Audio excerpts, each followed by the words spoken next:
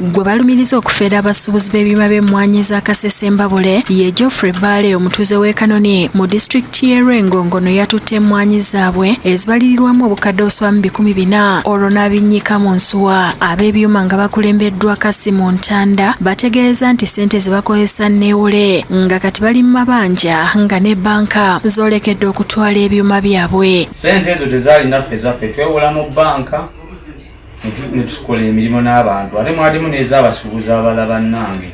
Yanzibyeko ssente miliyoni 5.43 ez'emmwanyi namuguziza kase wange. Nagenda mu bbanka ne neewola miliyoni 25 yanzibye ssente miliyoni 15,874. Bano balumiriza nti Bale okutwala emmwanyi zaabwe yakikoze kagenderera ne basaba b'ebyokwerinda okubayamba okumunoonya yonna gye yeekukumye kuba bagezezzaako n'ababula nga batuuse ne maka ge ne babategeeza nga batamanyi mayitire ge. Tusaba okutuyamba yenna bamunoonyi okulaba tafuna ggwanga tabakowawalaga okusasulwa lw'ensonga nti ffe nga ffe abasuubuzi naffe situetengeredde tuli mulooni.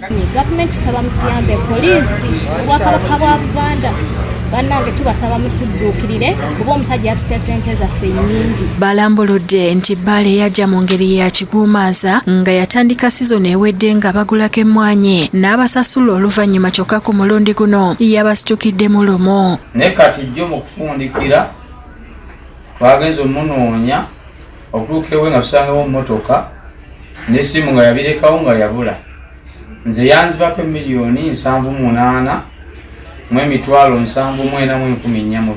Ne ku luno bwe yatisse mwana yanjjako essimu sikaze muwuliza talabikako miliyoni ziri 4. Ssentebe w'abasuubuzi b'emmwanyi Mateete nga ye Ali Kamada Musiiga ategeezezza nti bakoseddwa nnyo era nti bamanyi kyakola kubanga looni zibalinze.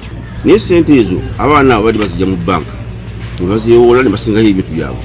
Ate nabo balina abantu abababanja ziramu balabye ku byuma bajjudde bazze okubanja ssente kati bali mu buzibu bw'amaanyi. Ye yabula kuba lyatukke emmwanyi taddangamu kulabika yatwala ssente nnyingi abantu batubanja situlina kyakubasasuza abantu bammanja emmwanyi tezaali zange nga mubalabye abangi ku factory bonna babanja ssente zaabwe. Mukyala wa Bale nga ye Janet Kanshabe ategeezezza nti bba yava awaka n'alekawo amasimu ge n'emmotoka nga n'okutuusa kati nabo tebamanyi gy'ali. Nagenda ku poliisi ne reporting. Omwogezi wa poliisi mu Greater Masaka Kasirye ategeeza nti batandise okunoonya Bale n'alabula n'abatunda emmwanyi obutamala geesiga abantu. Tubeera nga tulabula n'abasuubuzi bano okuwalira ddala okwesiga abantu sekinomu nga bano watosobola kuddira maali okunokkiriza miliyoni 4+ n'obeera nga ogyesiga n'omuntu. Jacinta Bwanika yakusakidde eggulire lino ku Rwabukedde TV.